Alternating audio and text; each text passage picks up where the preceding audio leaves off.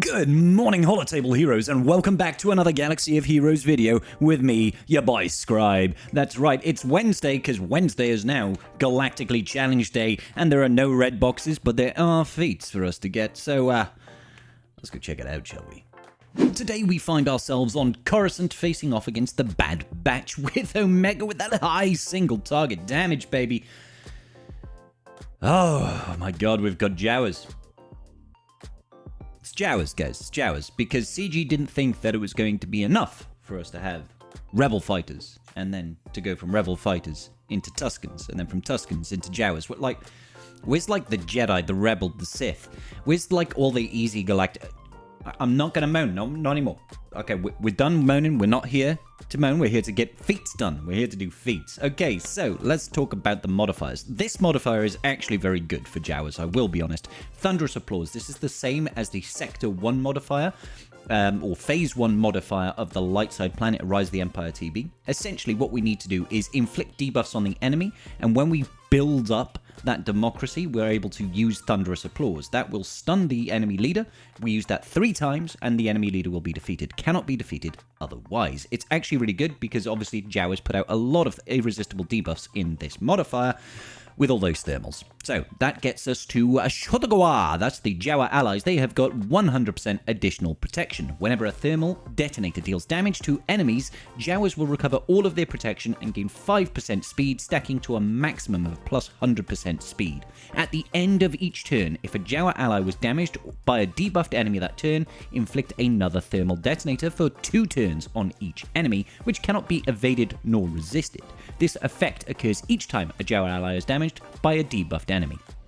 Basically, this means as soon as we land one debuff, one thermal detonator, when the enemies start attacking us, they're just going to, like, get 62,000 thermal detonators on them. It's quite funny. Yep, so it's pretty good. So what you want to do with that in mind is if you have got Jawas at, like, Gear 11, Gear 12, Gear 12 would be ideal. You just want to stack them up with nothing but protection. Just boatloads of protection. Don't worry too much about speed. You can throw a bit on there if you want. Any sort of defense, any sort of tenacity, that sort of thing, even a bit of potency will help, and you'll be relatively okay with some good RNG. Enemy Dauntless Courage. Whenever a clone trooper gains a buff that cannot be dispelled, they also gain a stack of Dauntless Courage until the end of battle, which cannot be copied or dispelled. That Dauntless Courage gives them ramping offense, crit chance, crit damage, and health steal. It's a trip. It's a trip, guys.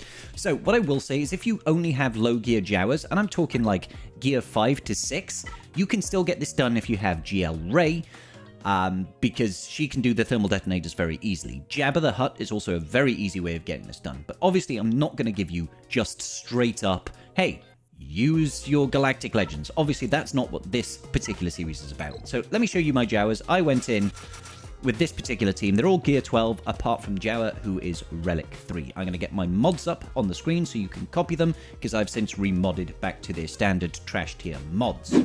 And here we are, so we're just going to go over Jawa by Jawa how I modded them.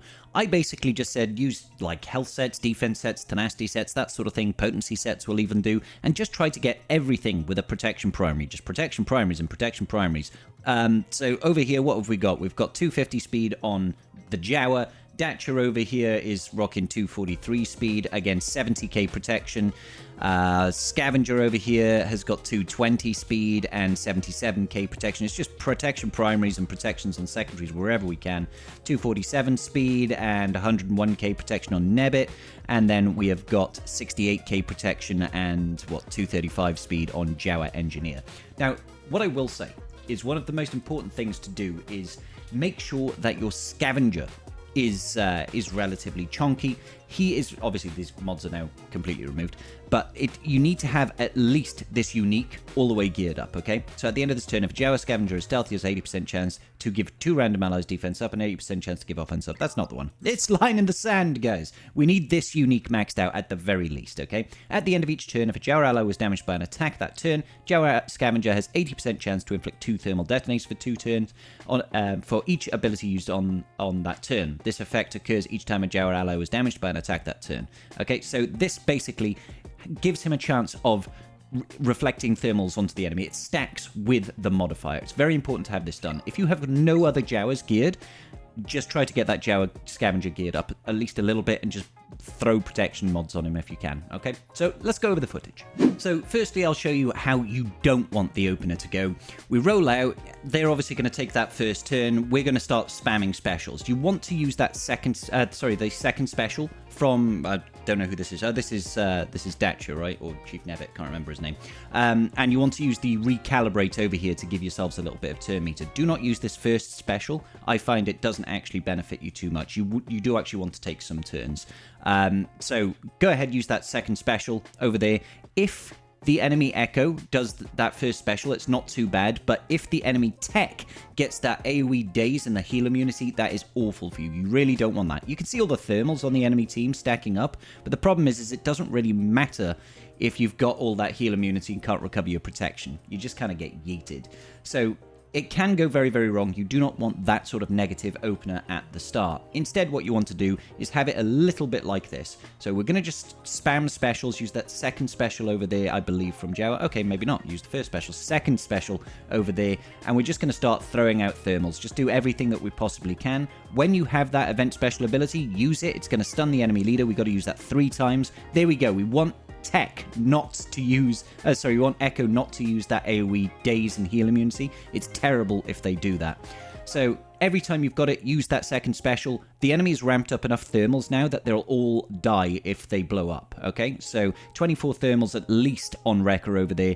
The rest have got like 32 plus. They can't get rid of them. They can't mitigate that damage. They're just going to go boom. So all we have to do is try and survive until they detonate. And they'll all systematically now just drop one at a time.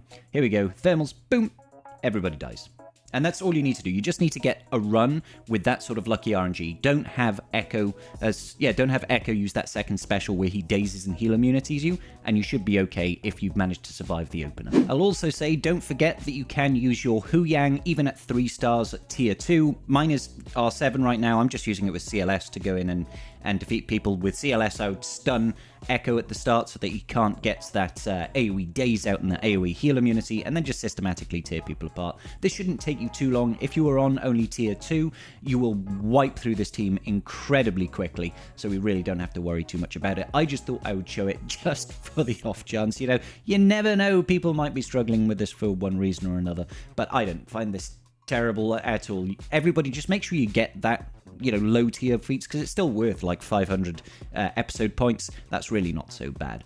Okay, so CLS handles this amazingly well. Now, if you've got low tier Jawas, but you have Ray, just take Ray in with your Jawas and make sure you put the lifeblood on Scavenger. He needs to survive. Well, he doesn't need to survive. He's the best person to have survive, and this will easily get you those thermal detonators. You can, of course, do it with the Jabba the Hutt team. We'll show that in a second. Just try and stack up your Jawa allies with a lot of that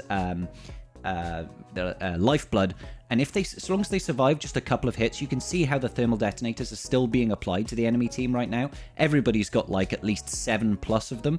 And the good thing about Rey is she will put them under damage immunity, and if she can make it into ult, she will also be able to protect them and save them under an ult as well. So there are benefits to having Rey in this team. You see they've got like 28, 28, 24, 26. All of the thermal detonators very, very straightforward, very, very easy. So if you can't get your Jawas to win, you can still at least get the thermal detonators done if you've got Rey as well. Now I do have another team that doesn't require any GLs. We will get to that. I just want to try and get through the easier ones first for everybody at home. And of course, Jabba the Hutt with Bauschlayer is obviously going to be a very, very easy way of getting thermals done. This team has got thermals coming out of the wazoo.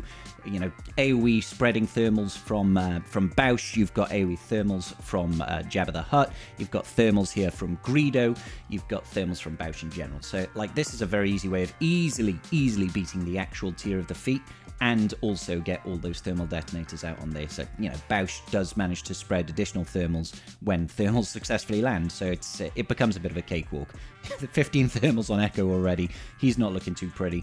We can obviously get rid of the enemy hunter very, very quickly because of all the debuffs that we're doing, and you can basically just put it on auto and have a good time. Everybody's going to laugh about this later over a couple of pints, I'm sure. Alright, so, yep, Jabba will easily clear that, very, very easily. Rancor comes and eats tech. Yeah, initiating plan 99. I've got a bit of a weird one for you here. Go in with Boss Cleed. I'm using Thrawn and Echo over here. The reason we're using Echo is because I really like that AoE Dispel and Daze and Heal Immunity. It's very useful. It lets us actually get to target the enemy's Echo. Thrawn is here because he can turn meter swap and he can fracture units. So between Zam, Deng, and Dengar, we should have enough thermal detonators in this to see it out. That AoE there from Dengar will apply thermal detonators if you land enough crits, and then you've got AoE thermal detonators from Zam as well. You've also got really good control here and survivability under Bosk's leadership. Now this one might take you a couple of attempts to make sure that you get enough thermal detonators, but as long as you're spreading the turns back over to characters like Dengar or even Zam, then you should get enough thermals as the game goes on. So just try and stun characters where we are. Thankfully, we do have an AoE tenacity down. I misclicked there. I was supposed to do AoE thermals, so a bit of a shame there from your boy Scribble. You also don't actually need to land the thermals. You just need to attempt to land them, so that's quite nice. And you will, of course, be able to hit the contract for the Thunderous Applause very, very quickly as well. So more AoEs here, lots and lots of AoEs. Get those thermal detonators rolling if you can, and if you can't, just at least attempt to apply them. So yeah, it's not an ideal team, but this will work if you do not have Jawas and if you do not have your Hut Cartel. Now, what I will say is you can actually do this just as well by removing Thrawn and replacing it with Bausch, and that gets you a higher chance of landing those thermal detonators. So let's go ahead and skip ahead and check that one out. So here we go, exactly the same team. Sorry, we didn't replace Thrawn. We replaced Zam with Bausch, because Bausch has got a higher capacity of applying thermal detonators. She applies it on a basic, so if you can get her to survive at the very least, it will not be too bad for you. So we're just going to be passing turns back and forth here. I'm sending it over to Bausch because her AoE applies thermal detonators to everybody. She can also apply them on a basic, which is why it makes it a little bit easier for Bausch to get this done. Also, once you've hit that Thunderous Applause, once you've used Democracy 3 times, you will mass assist, and that will cause Bausch to apply more thermal detonators as well, so that's kind of useful. You're still relying very heavily on Dengar as well, so it's not an ideal team. I understand it's not available to everybody, I understand that. I'm just trying to find some chinks in the armor, as they say, to give you guys a couple of options here. Hopefully, amongst these strategies, you'll find one that will be useful to you. Echo, I'd find, is actually really useful on this team, just for that AoE Dispel.